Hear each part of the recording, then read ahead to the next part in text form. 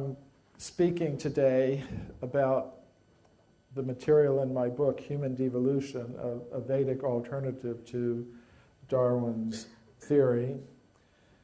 But first I want to give a little introduction about myself.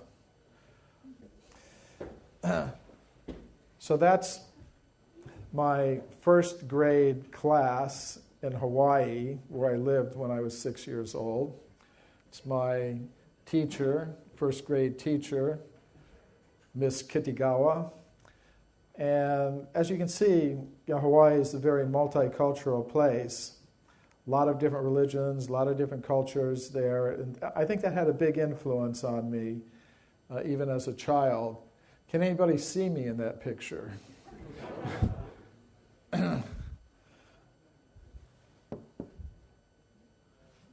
Well, here I am. Quite a happy fellow. Maybe that's because of the two manifestations of the feminine energy on my right and left.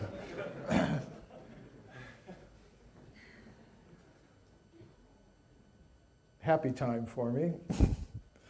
And as I say, you can see my little friends there. They're from all different sorts of backgrounds: Japanese, Chinese, Hawaiian, Filipino. It was a very big influence on me. And also, at that time, once we went on a family vacation to the big island of Hawaii, and we visited the Kilauea volcano crater. This isn't a contemporary picture taken in 1956 when I went. I don't have any pictures from that time. So this is a more recent picture of the Kilauea volcano crater. And it's the home of the Hawaiian fire goddess, Pele. And around the crater, you find some very interesting things. There's this spun volcanic glass, green volcanic glass, which they call Pele's hair. And there's also these little droplets of green volcanic glass that they call Pele's tears. And this is the interior of the crater. So there were some Hawaiian guides who took us on some narrow paths, like down the crater, the very steep crater walls. Then we went across the black volcanic crater interior, and then down into this area. And this is the fire hole, and that's where it's believed the goddess Pele lived. So we went to the edge of the fire hole, and our Hawaiian guides, kahunas, they had me make some offering of fruits and flowers into the fire hole to the goddess Pele. And again, this is a modern, recent picture of a similar ceremony that went on. But I did the same thing in 1956 when I was 6 years old. And the kahunas, they gave me an amulet of the goddess Pele. And they told me, whenever you go into the realm of volcanoes or fire, goddess Pele will protect you. So I had some experience of that about 14 years later. I was in the United States Navy, and I was stationed in Iceland at a weather station there. And during the time I was there, I was studying the Norse literature. I learned Old Icelandic so I could read it in the original. And I was very fascinated, by Iceland and by, the Old Icelandic culture. Now, it just so happened that when I was there, another volcano, Hekla, erupted. It wasn't a very violent eruption at the time. Actually, some lava flows were coming out of the side of the volcano, flowing like a river. So a friend of mine and I decided to go visit Hekla. Of course, Hekla during the Middle Ages was considered to be the gateway to hell, and it was also the site of a novel that Jules Verne wrote called Journey to the Center of the Earth, where some scientists go down, through Hekla to the center of the Earth and find some very interesting things. So we decided to go out and visit this eruption, and we rented a Land Rover and we drove across black sand deserts, crossed glacial streams. We came to within a few miles of the volcano. We parked the Land Rover and we started to walk, hike, and we came to the end of the lava flow, and I do have a picture of me there. You can see sort of, it was like this. This is the end of the lava flow, so it was solidified and creeping forward, but you can see in the cracks there some of the red lava, glowing. And then I walked further up the lava flow to where the red molten lava was actually flowing, and I jumped on a piece of solid black lava that was floating in the lava stream, thus inventing the sport of lava surfing. I think I'm the sole practitioner of that sport. Nobody has ever tried it since. And then I jumped off, and then we decided to have lunch, so we had some, this dry packaged soup, that you take, when you're hiking, and some water in a pot. So we boiled the water on the lava flow, prepared some soup, and then we went to the top of a hill that was overlooking the lava flow and started having our lunch. But then, as we were sitting, the hill started quaking. It started shaking under our feet. So we ran off the hill. We ran a mile back to the Land Rover. We turned around and looked, and the hill upon which we had been sitting exploded with fountains of lava. It really did become a violent eruption. And this is not a picture. I don't have a picture of what happened at the time, but this is a similar eruption in Iceland at this same volcano. So we were my friend of mine and I were kind of looking back at the hill upon which we had been sitting and which had exploded. And my friend said to me, "We could have been killed. We were lucky." And I said, well, maybe it wasn't luck. I had my little Pele amulet. And I believe it was that goddess who protected me in that circumstance. Peter was talking about spirit guides and things like that.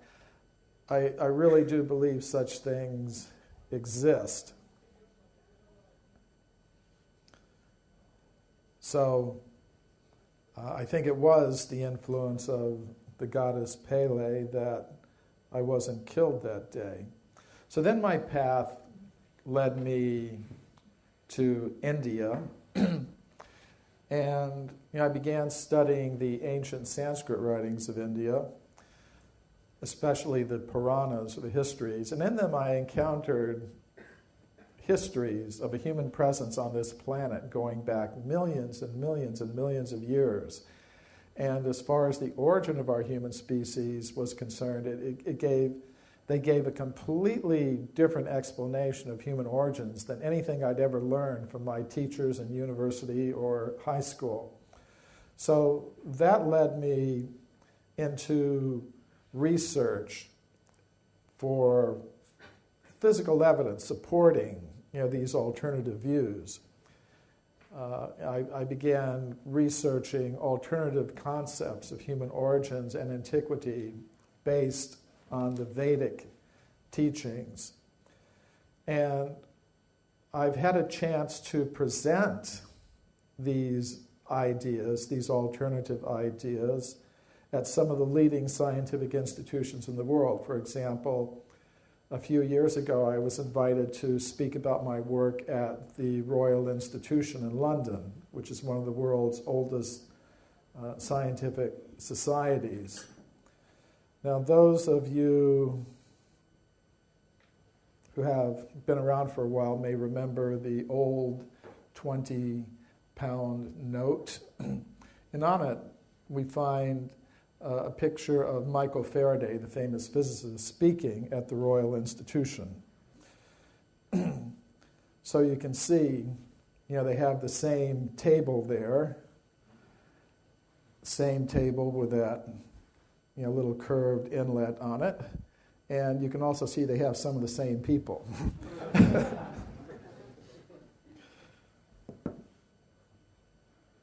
So I've also had a chance to explain my Vedic perspectives on human origins at the Russian Academy of Sciences, the Bulgarian Academy of Sciences. Not everyone likes what I have to say. There's quite a bit of opposition to some of the things that I say about human origins. Here I'm having a little discussion with an evolutionary biologist at the University of Sao Paulo in Brazil. But I also speak at other types of gatherings. I think it's important to be in touch with all kinds of people interested in where our human civilization is going. I presented some of my work at this eco camp in Alto Paraíso, Brazil, and actually I feel much more comfortable with this sort of people than with the kind of people you see in the Royal Institution.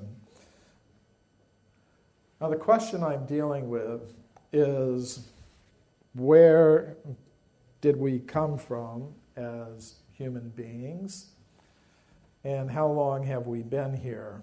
Now today, the most common answers to these questions come from the modern followers of Charles Darwin.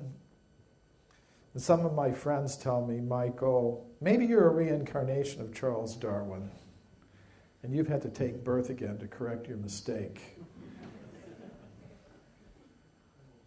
Well, the modern followers of Charles Darwin, many of them anyways, tell us that as human beings, we are simply complex organizations of molecules. That's what we really are. We're simply material beings. And as far as consciousness and love and all of that goes, that is just chemicals interacting in the brain. There's nothing more to it than that. There's no vital force or soul or conscious self.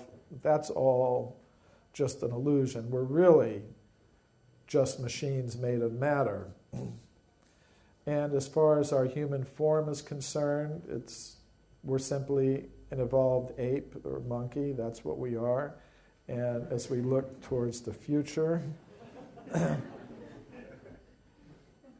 I don't accept this theory, first of all, because I believe there's some scientific evidence that contradicts it, but also this theory, I believe, has some social impact.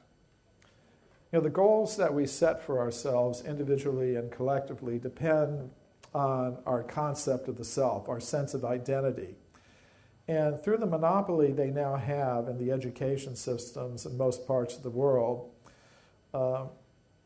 the scientists who support the Darwinian theory of evolution are giving us a very materialistic concept of the self. They're saying, well, as human beings, we are just machines made of matter. And if we accept that, and most people do these days, they tend to become very materialistic in the goals that they set for themselves. They tend to think that to produce and consume more and more material things is the main purpose of human life. And I believe it's this fundamental attitude, this fundamental mistaken sense of identity that is responsible for the world's environmental crisis. And Peter laid out some of the dimensions of that, and I believe also the underlying cause. And I believe the underlying cause is a materialistic, overly materialistic sense of identity. And we're told that not only are we machines made of matter, we are machines made of matter in competition with each other for survival. As Richard Dawkins charmingly put it, we are survival machines, robot vehicles blindly programmed to preserve the selfish molecules known as genes. So I believe it's this attitude that is responsible for the intense levels of conflict, that we see in the world today. We see conflict on the level of individuals, conflict on the level of class, society, nation, religion, a lot of unnecessary conflict that is not really very helpful in any way for our human civilization. So the solution to the environmental crisis, the solution to the intense levels of conflict, I believe has to lie with going back to the very root, back to our sense of identity, who we are, where we came from, where we should be going.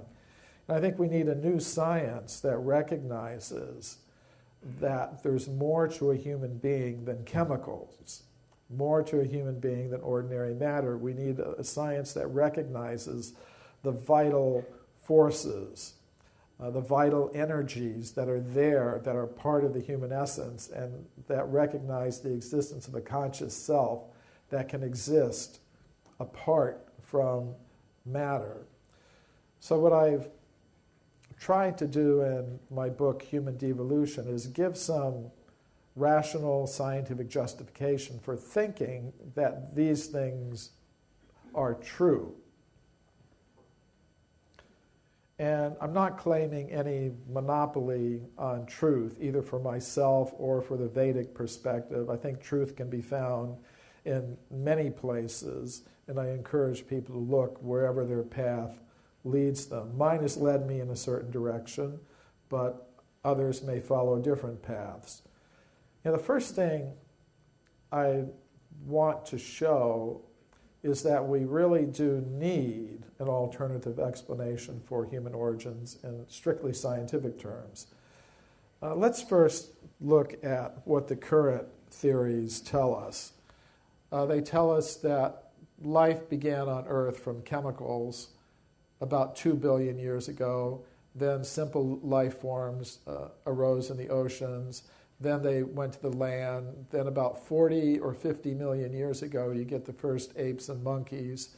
And then about 6 million years ago, you get the first ape men. And then finally, about 100,000 or 200,000 years ago, you get humans like us for the first time on Earth. But ancient wisdom traditions tell a different story. For example, the ancient Sanskrit writings of India tell us that humans have existed since the very beginning of the history of life on Earth. We're not a recent appearance here.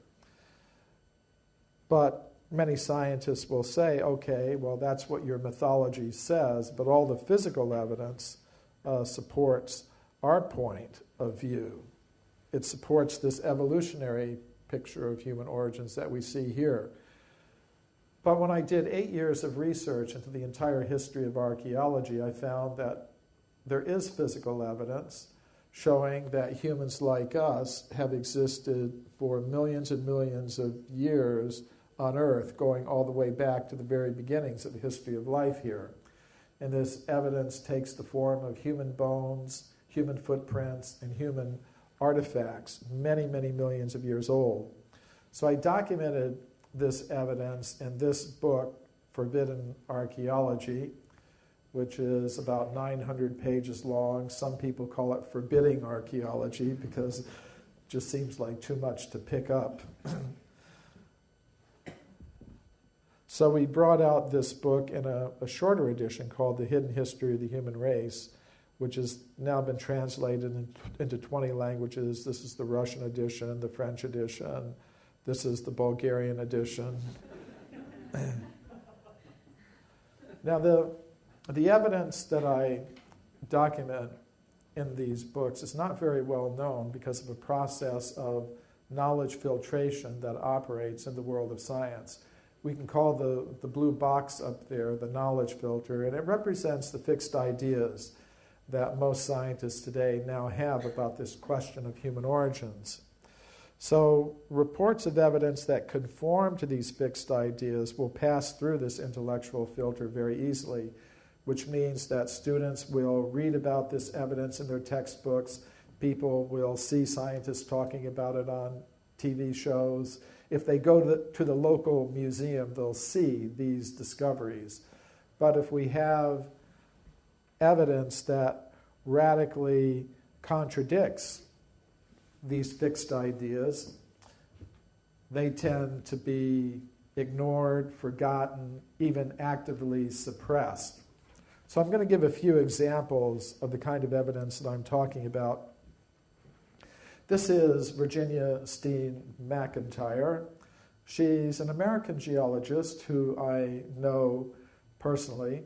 When she was a young woman, just after she got her PhD, she was a rising star in her profession. But then she was called to Mexico to date an archaeological site called Huayatlaco. This is the excavation at Huayatlaco. The American and Mexican archaeologists there found human artifacts in layers of solid rock. And of course, they wanted to know how old they were. So they called a team of geologists to date the site. Virginia Steen McIntyre and her colleagues used 4 different methods to date the site, and they got an age of about 250,000 years. But the archaeologists said, we can't accept that. That's impossible. According to their theories, human beings capable of making the artifacts didn't exist anywhere in the world at that time. They hadn't evolved yet. So they refused to publish the age for the site given by their own hand-picked team of geologists. And Virginia Steen McIntyre decided, well, I'll independently publish the age for the site. If these archaeologists won't publish it, I will. So she did that. And when she did, she experienced an extreme negative backlash from her colleagues in the scientific world. She was labeled a troublemaker, a publicity seeker, a maverick. She wrote to the editor of the journal that published her report, not being an anthropologist, I didn't realize how deeply woven into our thought the current theory of human evolution has become. Our work at Huayatlaco has been rejected by most archaeologists because it contradicts that theory, period. So this is how this knowledge filtering process works. Now here's a case from England. This is the Red Crag Formation at a place called Walton-on-Naze. The Red Crag Formation is this layer here. It's got this reddish color. And this is where Walton-on-Naze is in East Anglia, near Ipswich. And there's some fossil shells that are found in this formation, the Red Crag Formation. Now, in 1881, the geologist Henry Stopes made a report about a very interesting shell, that was found at in the Red Crag at Walton-on-Naze, and here it is. It's interesting because it has a very simple but nevertheless recognizable human face carved upon it, the first happy face. And he reported on it at a meeting of the British Association for the Advancement of Science. Now it's interesting because the Red Crag Formation is between 2 and 3 million years old. And according to most modern scientists, the very first symbolic marks made on shell or bone by humans are less than 100,000 years old.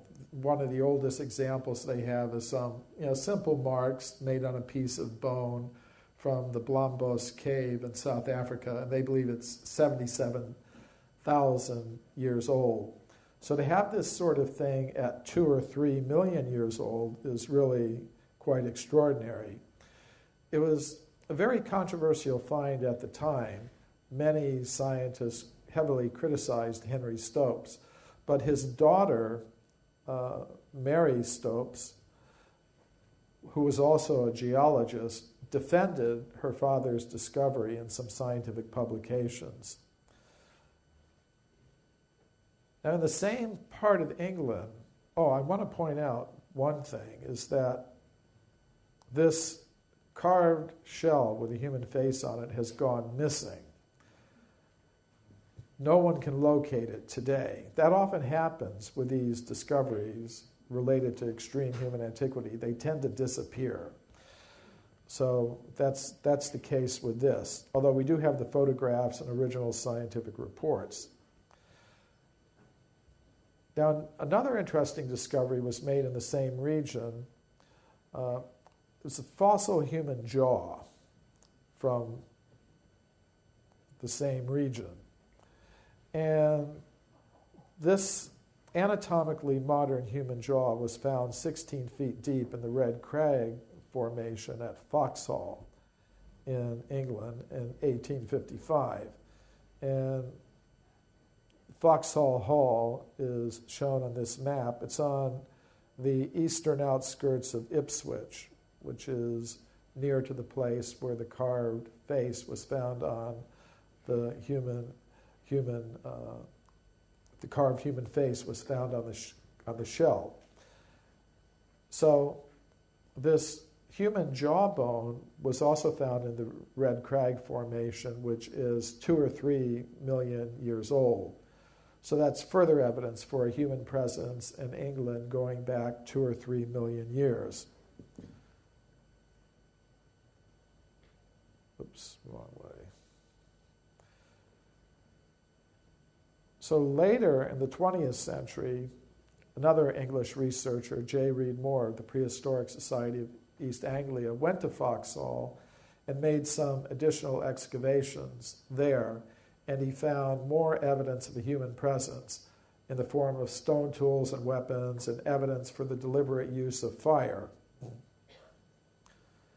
And the American anthropologist Henry Fairfield Osborn wrote, the discoveries of J. Reed Moore on the evidence of the existence of Pliocene man in East Anglia open a new epoch in archaeology. They bring indubitable evidence of the existence of man in southeast Britain, man of sufficient intelligence to fashion flints and to build fire before the close of the Pliocene.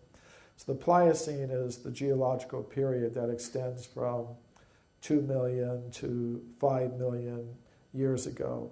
So there's extensive evidence that humans were existing in England between 2 and 3 million years ago. So some people might say, well, that's from the early 20th century or the 19th century. What did they know back then? Where's such evidence being discovered in more modern times? And such evidence has been found.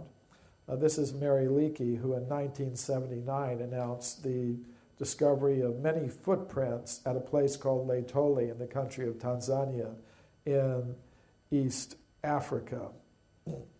And she said in her original report in National Geographic magazine, the footprints are indistinguishable from modern human footprints.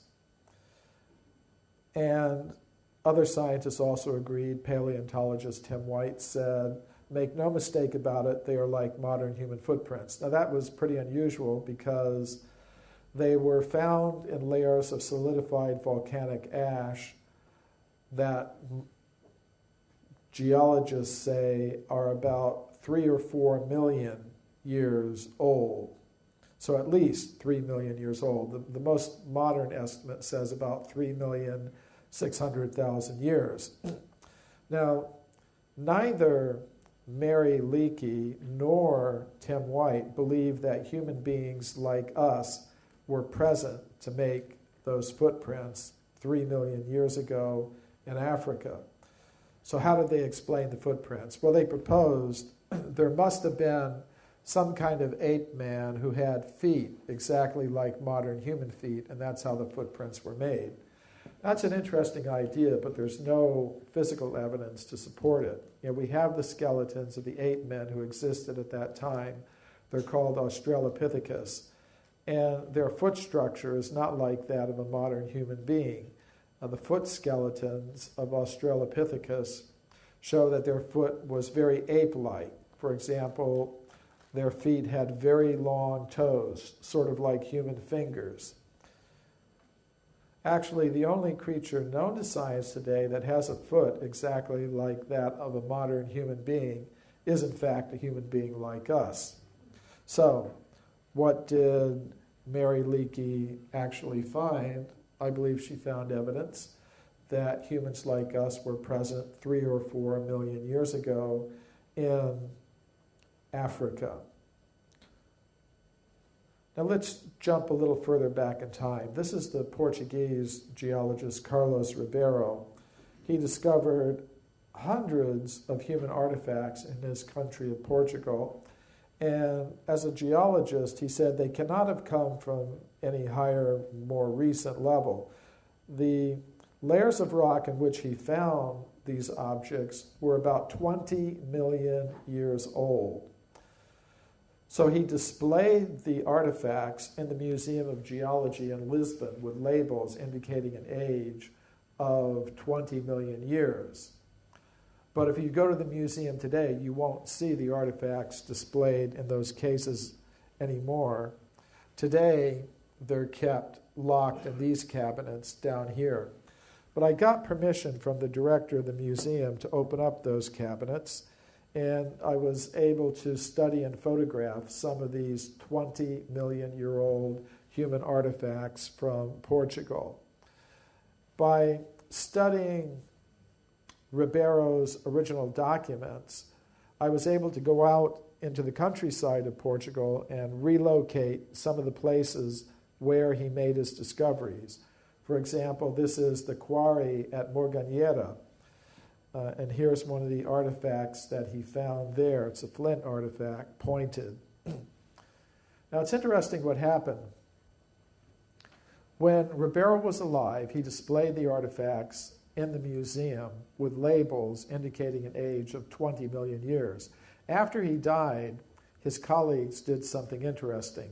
They left the artifacts on display in the museum, but they wrote new labels for all of them, giving them far younger ages. This is the new label that they wrote for the artifact I just showed you. The second line here gives the age. It says in Portuguese, Paleolítico Superior. That means Upper Paleolithic. And according to modern archaeologists, that period in Europe goes back about 20,000 years. So Ribeiro's colleagues thought 20 million years, that's impossible. 20,000 years, that sounds about right. So they wrote new labels for all of the artifacts. And then the next generation of officials in the museum just put the entire collection away, new labels and all. And I'm the first researcher in over 50 years to see them.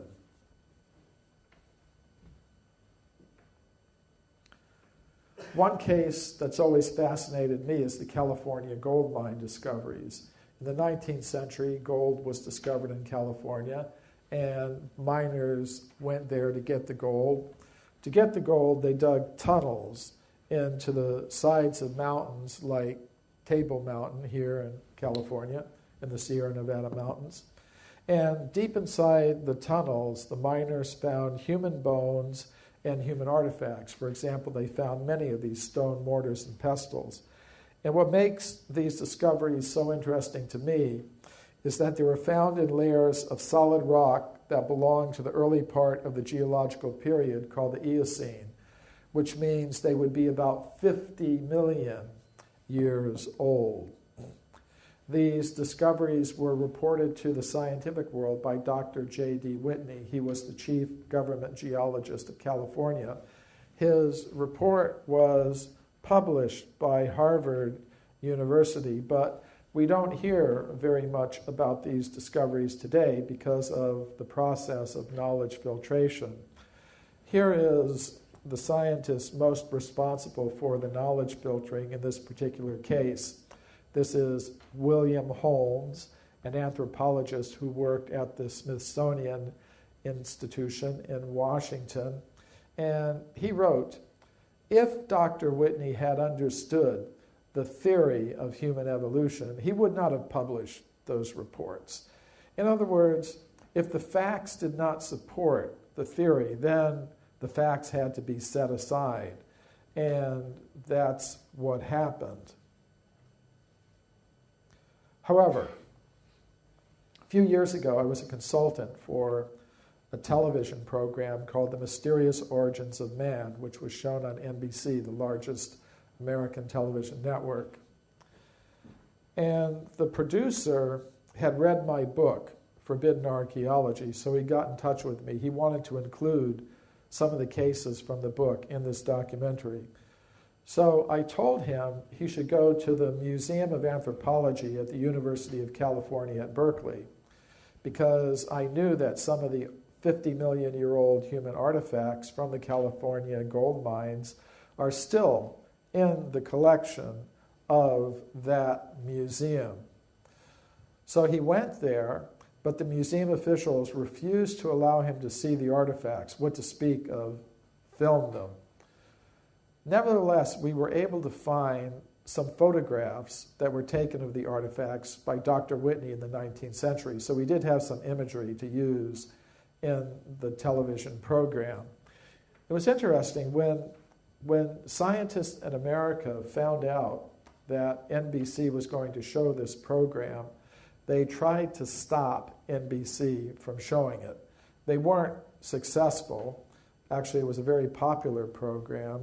And recently a DVD's been released that has the entire program, plus many of the outtakes, interviews with me and others that weren't included in the broadcast show. But when scientists found out that NBC was going to show this, they tried to stop NBC. They weren't successful. So then they went to the government. They went to the Federal Communications Commission, which is the agency of the government in the United States that regulates the TV broadcasting industry.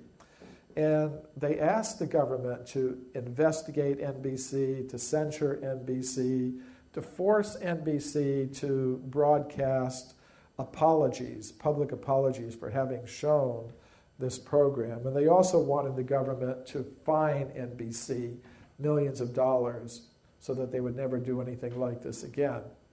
Now, I'm happy to say the government did do this, but it was interesting to me that these sorts of attempts were made to prevent this information from reaching the people. Now, more recently, I went back to the museum myself. I was preparing a report about these discoveries for a meeting of the World Archaeological Congress, the world's largest international organization of archaeologists. And perhaps because of my connection with the World Archaeological Congress, the museum officials decided they would let me see the artifacts. And they're not kept in the museum itself. They're kept in a storage building several miles from the museum. I had to be accompanied every step of the way by a museum official, and entering this building was quite an experience, with all these card readers and security levels to go through. But the artifacts are still there, and these are some of them. These are some of the 50-million-year-old artifacts from the California gold mines. And many people have seen the movie Indiana Jones, Raiders of the Lost Ark, where in the final scenes they go into the basements of the Smithsonian Institution in Washington and see all kinds of discoveries that are being kept from the public. And many people think, well, that's just Hollywood. But these things actually do happen.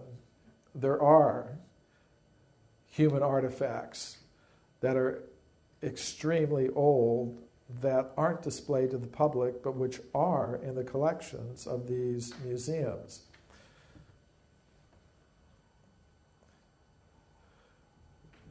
After studying some of Dr. Whitney's original reports, I went into the mountains of California, and this is Table Mountain as it looks today, and we were able to relocate some of the old 19th century gold mining tunnels where these objects were discovered, and it should be possible to do more research there.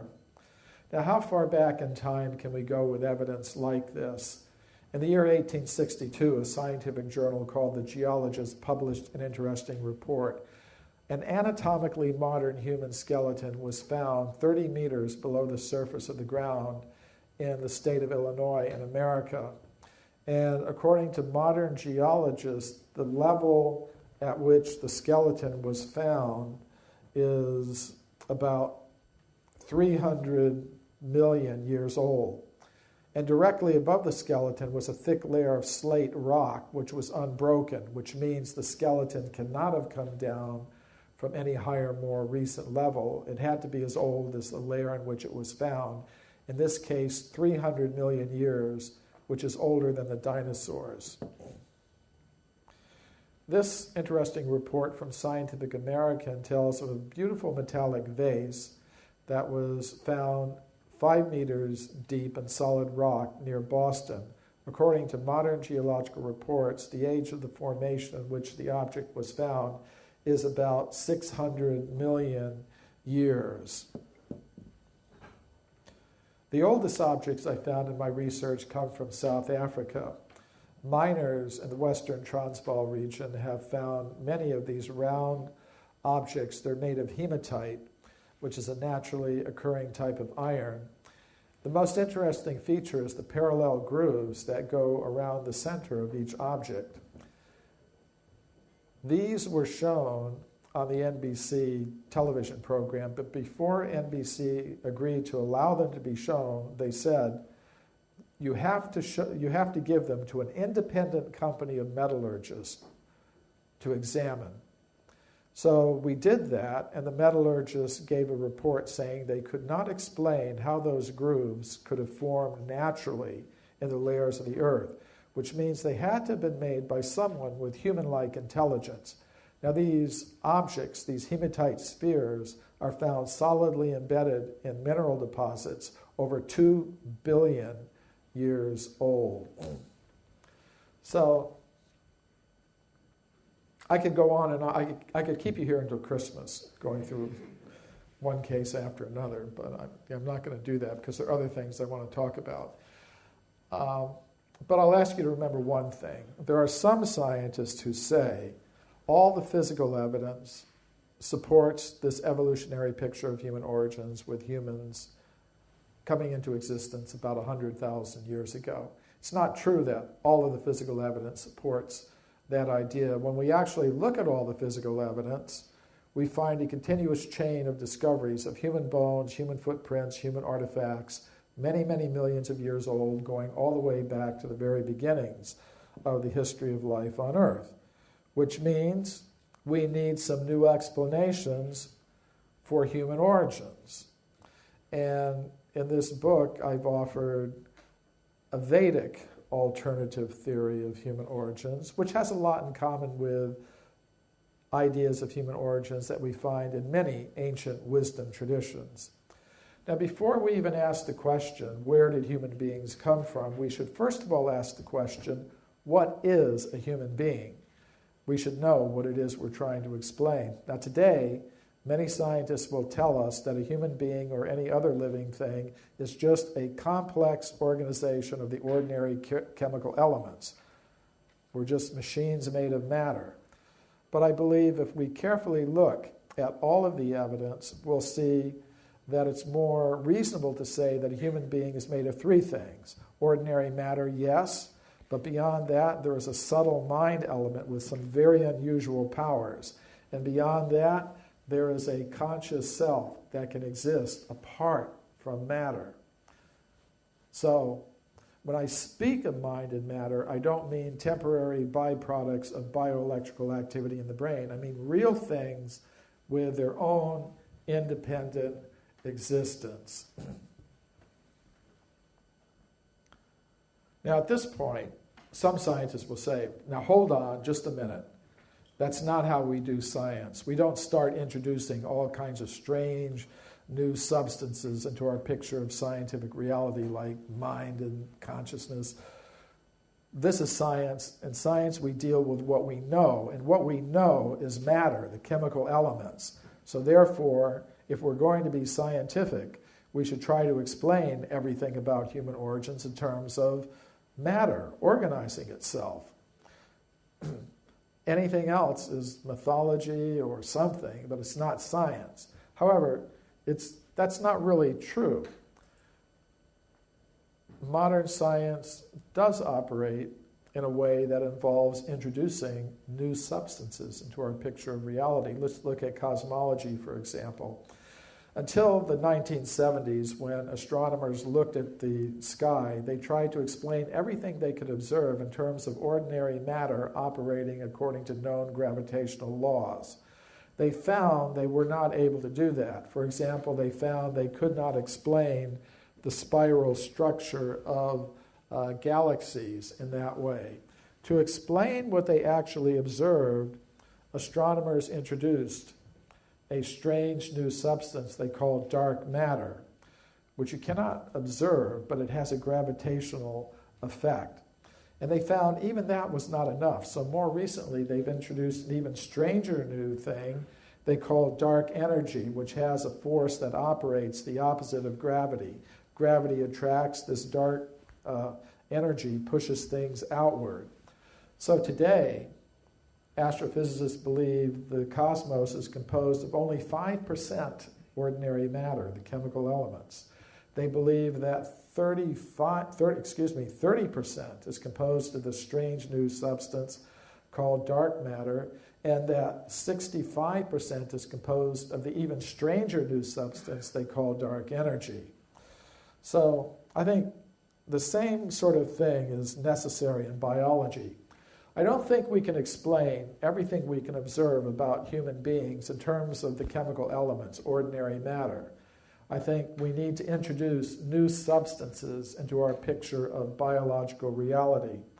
And I'm not the only one who's saying that. This is Rodney Brooks, who works at the Artificial Life Lab at MIT. A few years ago, he published an interesting article in Nature. He commented that the programs of artificial life and artificial intelligence are failing to deliver the results that most scientists expected would be possible. And that's interesting because if life really is just a combination of matter, we should be able to duplicate important features of life in computers and machines like robots. And we are to a certain limited extent, but we are not able to produce anything that is remotely like what human beings are really capable of. So he was wondering, why are we failing? Could it be we don't have powerful enough computers? Maybe our algorithms aren't complex enough? He decided, no, we've got excellent computers, we've got excellent computer programmers and technicians who can build robots. What's the problem? The real problem, he said, is this. There might be some extra sort of stuff in living systems outside our current scientific understanding. And what might that extra stuff be? Among the possibilities he was considering were some ineffable entities such as a soul or elan vital, some vital force. And I agree with him. I think we do need to add some new substances into our picture of biological reality. I think we need to add a mind substance and the substance of consciousness. And I think there's some scientific justification for this. The ordinary matter we don't have to talk about. Everybody accepts that. But what about scientific evidence for the existence of a subtle mind element associated with the human organism with very unusual powers that cannot be explained by our current laws of physics? There is some evidence for this, but it's been subjected to the knowledge filtering process so that you won't find it mentioned in the official education system or scientific institutions. And I'll give some examples of evidence for a mind element. Mind is something like air. We can't see air, but when air moves over an element that we can see, like water, we can observe its effects. We can see waves forming. So mind is something like that. We cannot see the mind, but many scientists have observed the very unusual effects of mind on ordinary matter. Now, one of these scientists was a famous English scientist, Alfred Russel Wallace. He was, along with Darwin, the co-founder of the theory of evolution by natural selection, but we rarely hear his name these days. And that's because he became interested in research into the paranormal. And when he became interested in research in the paranormal, Darwin wrote to him saying, "I don't know what you're up to. I think you're going to murder our joint child, the theory of evolution, by getting into all this paranormal stuff." But Wallace continued with his research, and he was joined in his research by another prominent English scientist, Sir William Crookes, who was later a president of the Royal Society and a very prominent physicist. Together, they studied mediums. Now, mediums are people with paranormal powers. They did a lot of research with the medium Daniel Dunglas Hume, who was originally from Scotland, I believe. And Hume had some interesting abilities. You know, for example, he could take an accordion, hold it on the top end opposite the keys, and the accordion would play very elaborate tunes. So Wallace and Crookes decided to study this. They wanted to make sure that he wasn't, surreptitiously, like some magician, getting his other hand down there on the keys to play it, or somehow or other tricking them. So to prevent that, they built a cage. This is their experimental apparatus. And he had to hold the accordion at the top here, opposite the keys, and this cage would prevent him from getting his other hand down there or his foot or whatever to manipulate the keys and cause it to play some very elaborate tune. Another possibility they considered was, well, maybe he had some kind of trick accordion with some mechanism inside it. So they bought a completely new accordion from a music store and used that in their experiments. And the experimental setup was like this. Hume had to sit with one hand on top of the table, his other hand on the accordion. And even under those carefully controlled conditions, he was still able to cause the accordion to play very elaborate tunes. But it doesn't stop there. Both Wallace, the co-founder of the theory of evolution, and Crookes, a president of the Royal Society, they both testified that on occasion they would see him take his hand completely out of the cage, and the accordion would be floating in the cage all by itself, playing very elaborate tunes. Now, you're not going to read about that in your physics textbooks, but these things were actually reported by these prominent English scientists. Another thing that both Wallace and Crookes observed were levitations by Hume. Now, we know that there are magicians who can perform the illusion of a levitation, but it requires some kind of apparatus.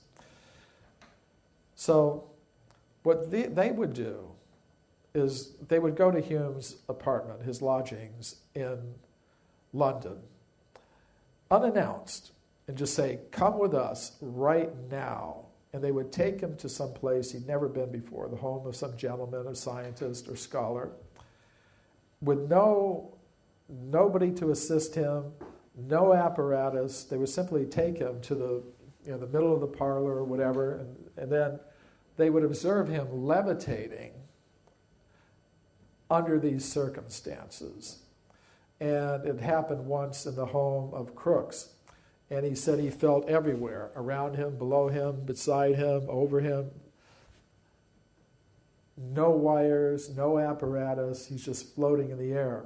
On another occasion, the scientists had him on the 3rd floor of a building in a room, and they observed him assume a horizontal floating position, float out a window on the 3rd floor, and then float and come in another window horizontally, and then assume a vertical position.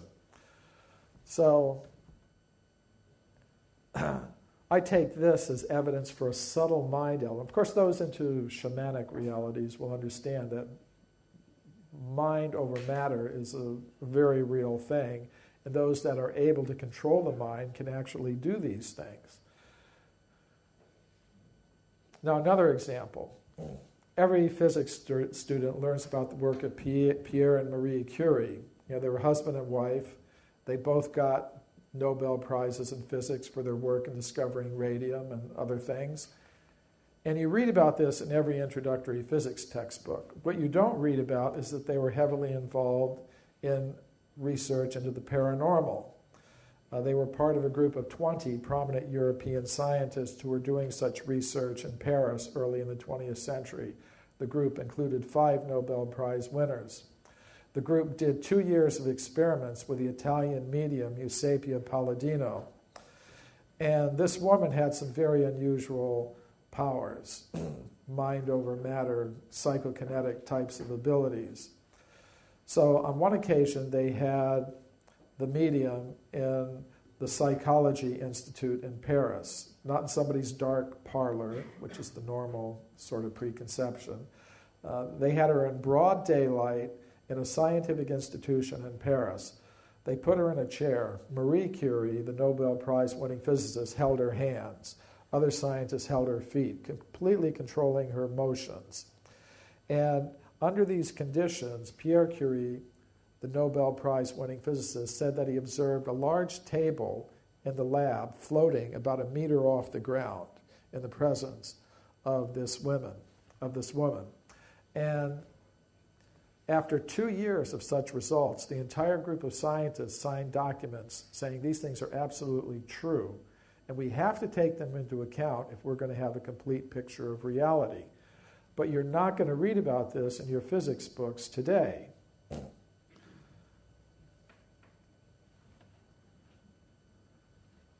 In more recent times, Robert John, head of the engineering department at Princeton University, did some very interesting experiments with random number generators. Random number generators are computer-like machines that will generate as an output a genuinely random series of zeros and ones. If you let the machines run by themselves, they'll generate 50% zeros, 50% ones. But John and his colleagues asked students from the university to sit in front of these machines and simply will mentally that the machines produce more ones than zeros or more zeros than ones. And these experiments went on for over 10 years. They're very well documented. And the students were actually able to do it. They were actually able to cause the output of the random number generators to vary just according to their mental intention. So again, this is more evidence, I believe, for the existence of a subtle mind element associated with the human organism that can act on ordinary matter in ways we can't explain by our current laws of physics. There have also been some very interesting experiments carried out at universities in Europe on extrasensory perception. In these experiments, one person called a receiver is put into a very relaxed state. Meanwhile, at another location, another person called a sender is shown an image randomly selected by a computer. The sender tries to mentally send the image to the receiver. And then, at the end of each trial, the receiver is shown 4 images, one of which is the actual target image. and the receiver has to select from the four which was the image that was being sent. Now, if you run this experiment for tens of thousands of times, and you assume there's no paranormal effect, then you would expect that the receivers will pick the correct image one time out of four, 25% of the time. However, the researchers find that the receivers are able to pick the image at a rate greatly exceeding 25% of the time, indicating they are able to pick up the mental image that is being sent to them by the sender. So there's a lot more that can be said, but I think this is sufficient to show that if we're going to talk about human origins, we can't just consider the chemical elements. We have to also consider this subtle mind element with its very unusual powers. Now, what about scientific evidence for a conscious self that can exist completely apart from the body? There is such evidence. It comes from medical studies of out-of-body experiences. Now, there are times when a person should be completely unconscious, like when you're listening to a long, boring lecture like this right after lunch. Is everybody still conscious? Okay, we'll go on. Maybe I'll succeed in putting you to sleep later. For example, during a heart attack, the heart stops beating, blood stops flowing to the brain, medical instruments show that the brain waves cease. At a time like that, a person should be completely unconscious. But many people in that condition report separating from their bodies, looking down and observing what the doctors and nurses trying to revive them are doing.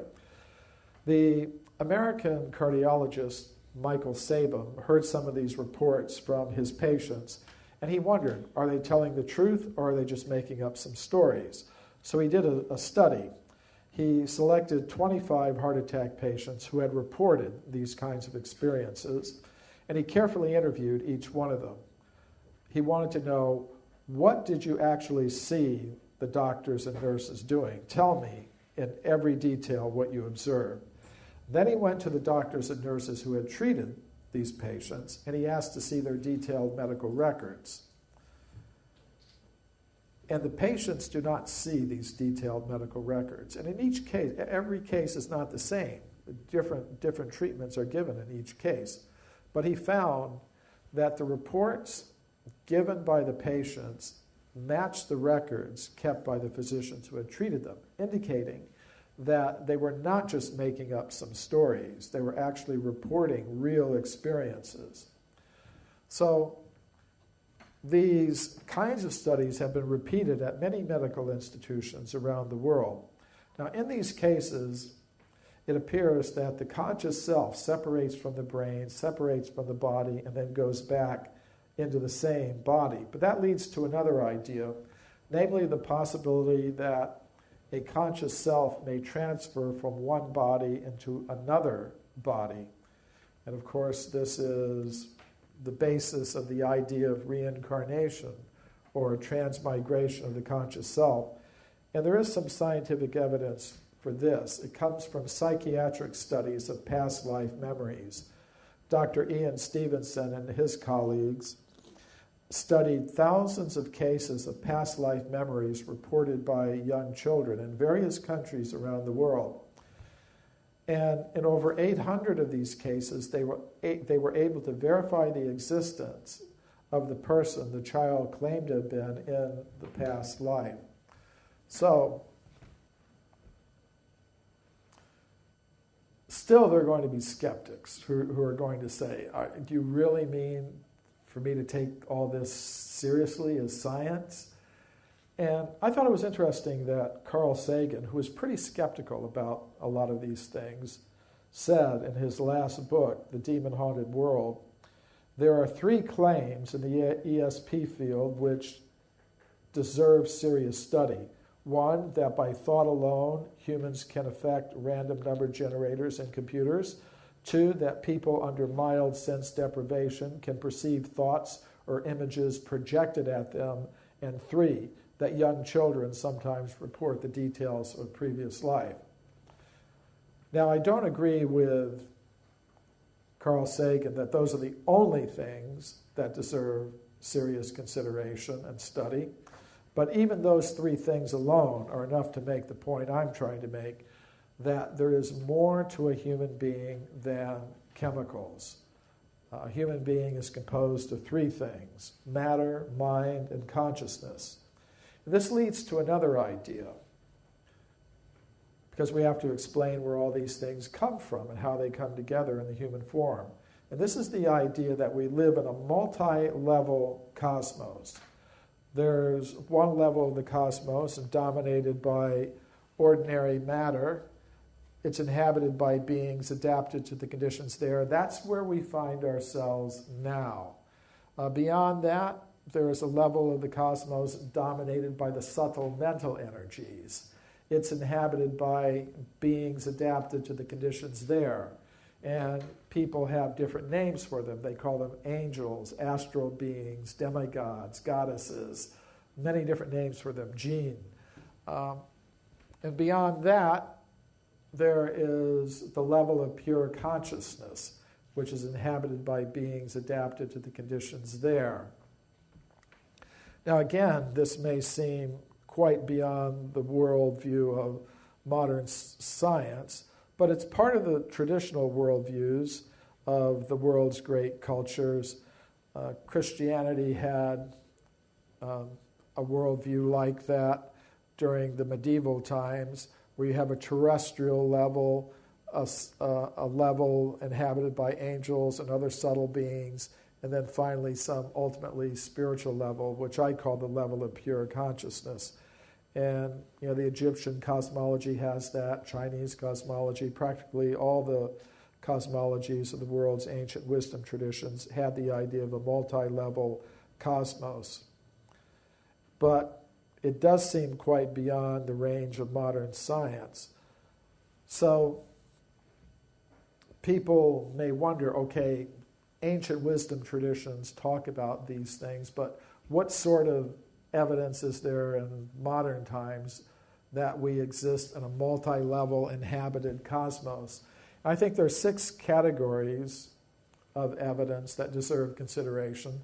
One is communications from spirits of departed humans that are received by humans on this level of the cosmos. The other is possession of the bodies of living humans by spirits of departed humans. Third category is apparitions of spirits of departed humans, that become visible to humans in our level of existence.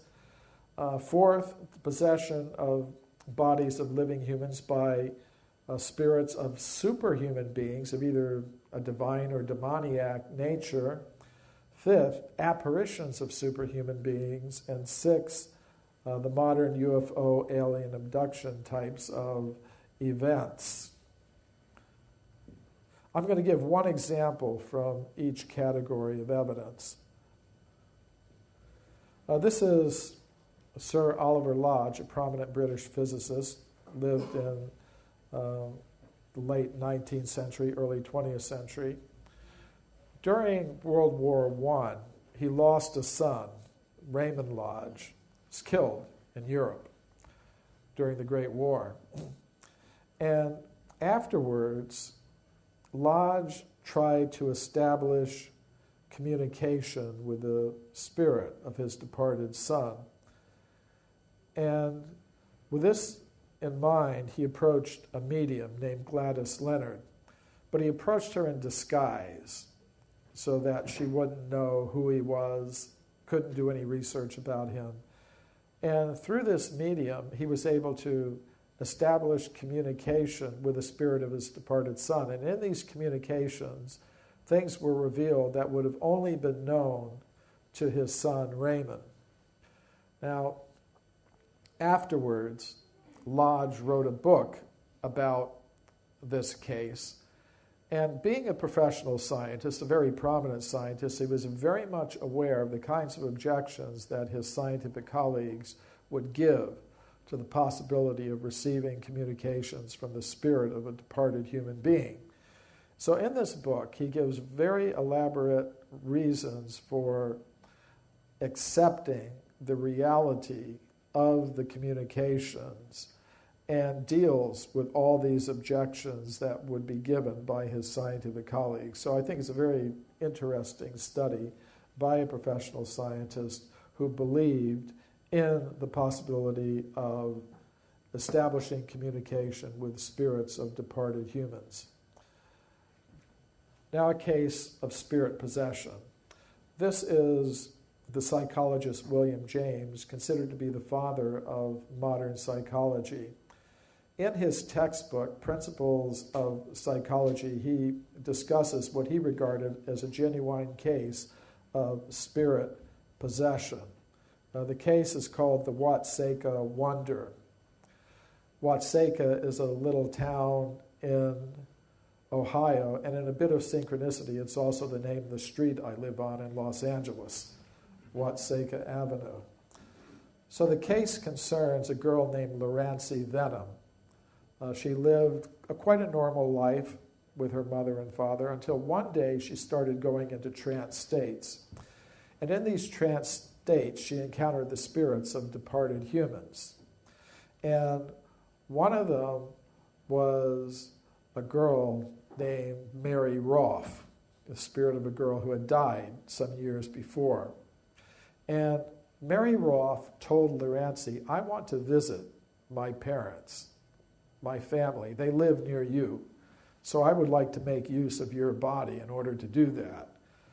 So after that happened, Lorancy Venom felt like a complete stranger in her own house. And she began talking of this Roth family. So her parents searched and they found the Roth family and brought them to the house. And as they were coming to the house, Lorancy immediately recognized them. Oh, that was my mother, that was my sister. So both families agreed that Lorancy should go and live with the Roth family, which she did for several weeks. And during that time, she behaved perfectly as their daughter, just manifesting all kinds of detailed knowledge of the family history and the family affairs, things that would only have been known to Mary Roth. Then, after several weeks, Lorancy again started going into trance states. And Mary Roth told her, okay, I've seen my family, I'm going to go back to where I was. And when that happened, Lorancy Venom felt like a complete stranger in the Roth house. So then both families agreed she should go back to her original family. And what I find interesting about this case is that it was included by William James, a prominent psychologist, in his textbook, Principles of Psychology, as a genuine case of spirit possession. Now here's a case of an apparition of a spirit of a departed human. This is Charles L. Tweedale, who was a fellow of the Royal Astronomical Society here in England. And he had an interesting experience as a child. He was about 12 years old. He was sleeping in his bed, and the moon was shining in through the window, and he happened to wake up, and he saw standing at the foot of his bed the form of an elderly woman. And then the form disappeared. So the next morning, he went to breakfast. His mother and father were there, and he said, Mommy, Daddy, last night, I saw the form of an old woman standing at the foot of my bed. So immediately, his father got up and left the room in a hurry, slamming the door behind him. So Charles asked his mother, Mommy, why did Father leave like that? And his mother explained to him, well, last night in our room, your father saw the form of his mother at the foot of the bed. Then later, they received a telegram that the man's father had died the previous night. So later in life, when he was an astronomer, Charles Tweedale calculated, because he could remember where the position of the moon was shining in his window on that particular date. And from that, he could calculate the time at which the apparition had occurred. And it happened to have been shortly after, just minutes after the woman's time of death. So this is a case of an apparition of a human spirit, an observation of a human spirit departing, reported by an astronomer. Now, cases of possession of human bodies by superhuman spirits, either of a divine or a demoniac sort of nature. Many of you have probably seen at one time or another the film The Exorcist. What many people don't know is that is based on an actual exorcism that was carried out by Catholic exorcists in the United States. It's an actual case. And if you recall the film, which is pretty accurate reflection of what actually happened, the boy in the film was possessed by a spirit that was not just like Mary Roth wanting to come and visit her parents. It was a possession by an extremely demoniac spirit, and this demoniac spirit acting through the body of the boy was carrying out just superhuman sorts of things. So there are cases like that. Then there are apparitions of superhuman beings. For example, the Marian apparitions are very well known in Europe. Generally, they're connected with healing places, like at Lourdes. And because these apparitions have occurred at a time when Europe was taken over by Christianity, the visions of these apparitions of these shining ladies are interpreted as Virgin Mary or something like that. However, in previous times, there are many cases in Celtic Europe, for example, of healing goddesses being associated with different places. So, who are these apparitions? Hard to say. Maybe they're the Virgin Mary, maybe there's some other healing goddess. And then there are the reports of the modern UFO alien abduction types of events. And among the researchers who study these things, there's one group which could be called the nuts and bolts researchers, who believe they're dealing simply with some other human beings pretty much like us who have similar type of technology, but just more advanced. They interpret it in just a mechanistic fashion. But there's another group of researchers who notes paranormal elements to the UFO and alien abduction types of events. For example, many of the people who have been abducted report communicating telepathically with the aliens or the extraterrestrials. They may report being floated through walls and things of that sort. So one of the researchers who's in that latter group was Dr. John Mack, who was head of the psychiatry department at Harvard University Medical School. Actually, both he and I were invited to speak at a crop circle conference in Glastonbury a few years ago. So we met there, and we had agreed to stay in touch with each other because we liked each other's research. Unfortunately, he died in a rather mysterious automobile accident in England a short time later, so we weren't able to keep up our association on that platform anyways. But he wrote in one of his books, "It appears ever more likely that we exist in a multidimensional cosmos. The cosmos appears to be filled with beings, creatures, spirits, intelligences, gods." Now you could imagine what sort of trouble that got him in with his colleagues at Harvard, who convened an academic court to try to have his tenure removed. Now he successfully fought that. So I think it was one of those rare individuals in the world of science who has the courage to speak out about these things. So if we have a multi-level cosmos, there are different features of that. One is travel between the different levels, which may be carried out in different ways. It may be carried out shamanically. This is Black Elk, an American Indian shaman, who reported being taken to other levels of the cosmos by his spirit guides.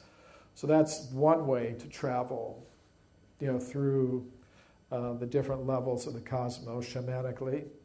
And there are also those who report, being able to travel through these different levels in a mechanical way, but it's based on a technology quite different from what we're accustomed to deal with today. The ancient Sanskrit writings of India speak about vimanas, or spacecraft, that are able to travel not just from planet to planet on our level of reality, but interdimensionally, through different levels of the cosmos. There's also the phenomenon of information transmission between the different levels. This is a statue of an Assyrian king receiving communications from a sun god, Shamash. And in most ancient wisdom traditions, we have similar accounts. Now today, even modern science recognizes the possibility of receiving communications from extraterrestrials. Most governments of big countries have, at one time or another, had some program for SETI, Search for Extraterrestrial Intelligence. Generally, this tends to involve receiving radio signals from outer space with radio telescopes. But there may be other ways in which extraterrestrials are attempting to communicate with us, such as through crop circles, for example.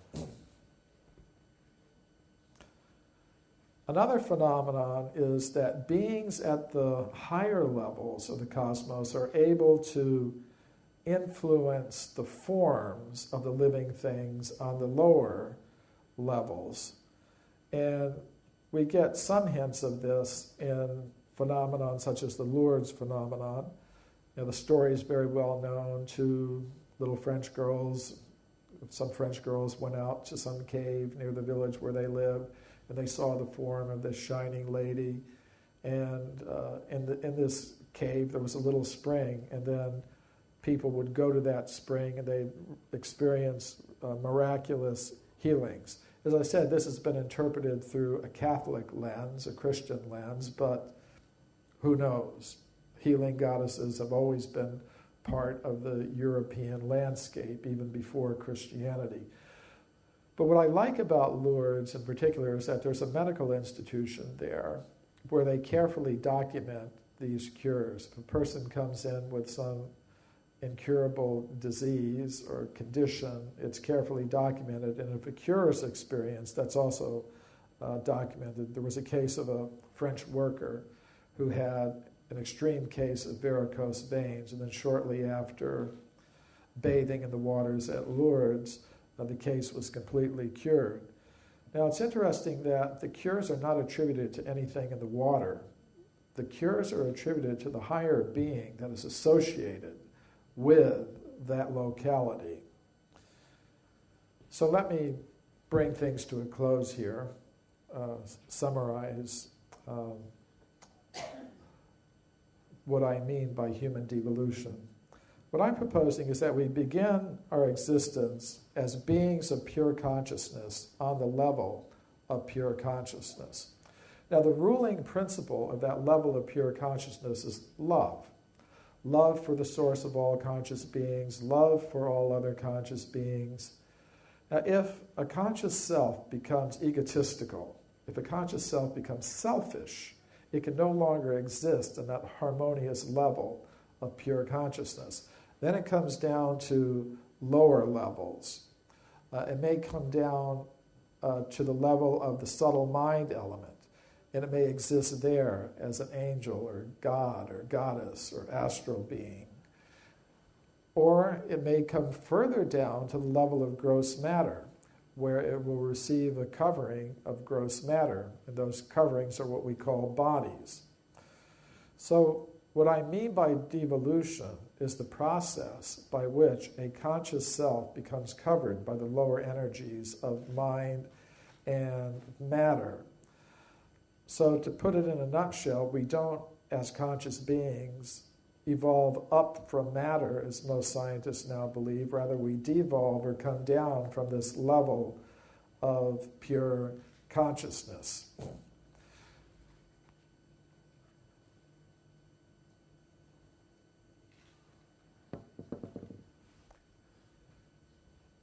Now, the manner in which the form of pure consciousness receives a form made of matter has been a topic of speculation by philosophers for thousands of years. Plato, the Greek philosopher, had the concept that, yes, on the level of the absolute, there are forms of pure consciousness or pure spirit. And then through the agency of a creature he calls a demiurge, those forms of pure consciousness are translated into material forms on our level of reality. And there's something like that also in the Vedic cosmology. There's a creator god, sort of corresponding to a demiurge named Brahma. And from this creator god comes male and female goddesses.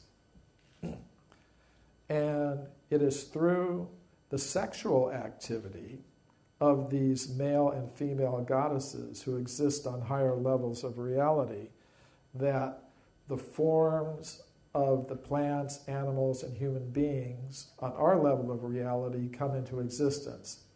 And in their reproductive activity, these gods and goddesses make use of bijas, or seeds.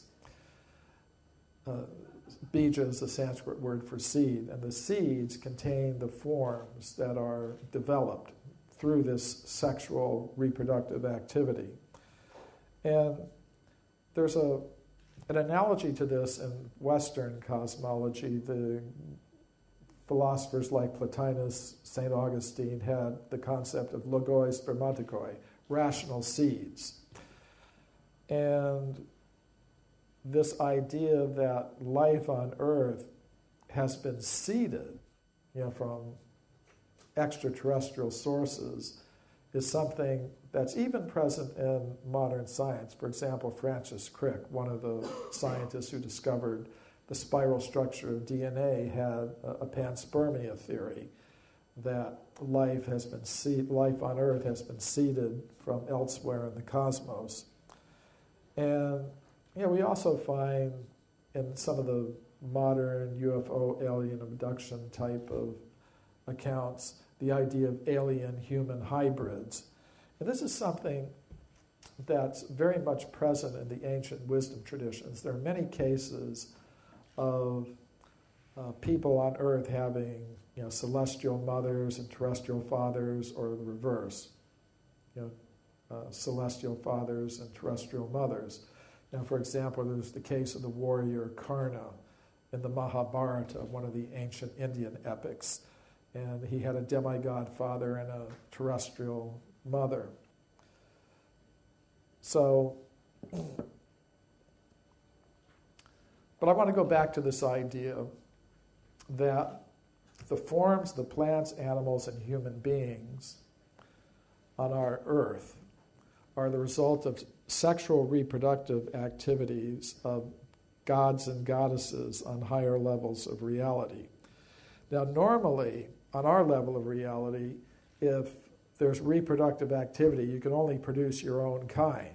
For example, if two humans mate, they produce a human child. If two dogs mate, they produce a dog offspring. But these higher beings are able to manipulate their reproductive processes so that they are able to produce bodies not of their own kind. For example, these gods and goddesses may produce bodies of plants. They may produce bodies of animals, birds, insects, human beings. Now that may seem a bit unusual in terms of modern science, but even modern science is getting into some pretty strange manipulations of the reproductive process. There's something called interspecies embryo transfer, whereby scientists take a fertilized egg of one species, implant it in the womb of another species, and the animal gives birth to an offspring that is not of its own species. There are cases like that. Here's one case here. But it's something, it's not very widely known, but these kinds of experiments are going on.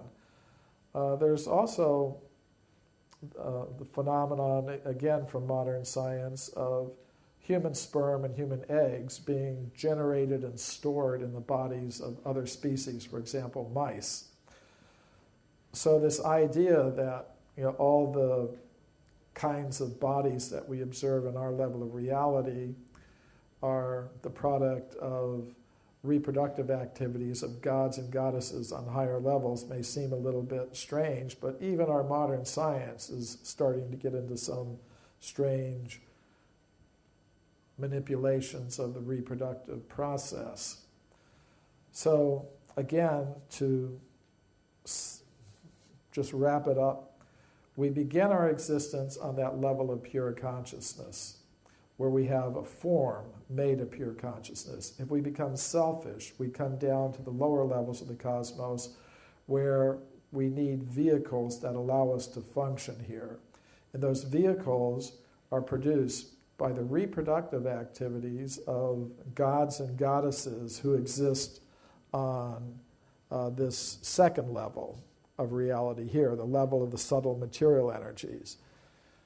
So that's what I mean by devolution, the process by which the pure conscious self becomes covered by layers of lower energies, mind and matter, and those coverings are what we call bodies.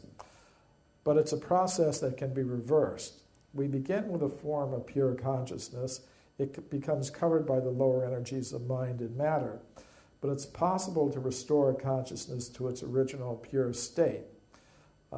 And that can be accomplished by different systems of contemplation, yoga, meditation, shamanic types of exercises. And as I said, I don't claim to have any monopoly on truth. The kinds of things I've been saying are not my own. They're the property of the ancient wisdom traditions, the common heritage of our whole human species. And if we can actually engage in this process of discovering what our real self is, it can be very helpful in resolving a lot of the problems that we have in the world today. Just like a geologist could tell us how to extract the element of pure gold from its ore where it's mixed with other less valuable elements. Now, once you've extracted the gold from its ore, you could form it into coins and stamp the coins with the symbols of different nations. But if it's really gold, it doesn't matter what symbol that you've stamped on it. So in the same way, if by some process of yoga or meditation or contemplation or mystic discipline, we're able to extract the element of pure consciousness from its covering energies and understand, yes, I am a being of pure consciousness. All others are beings of pure consciousness. We've all come from the same place. We're all related. We have higher needs. There's no need for us to be exploiting the resources of the earth in an unsustainable way. We should be trying to live our lives in the most simple, we should be living our lives in such a way that we satisfy our material necessities in the most simple, natural, and efficient way possible. And since we're all related to each other, there's no need to be fighting over less important things. If we're able to come to that level of awareness, then it doesn't matter what you call the process, how you label it, just as long as you get the result. So just once more, I'd like to say, thank you to Karen for inviting me. Thank you all for listening. And I've just been, I think, giving another perspective on what's been said so well by those who've come before me today and who will come after. Thank you very much.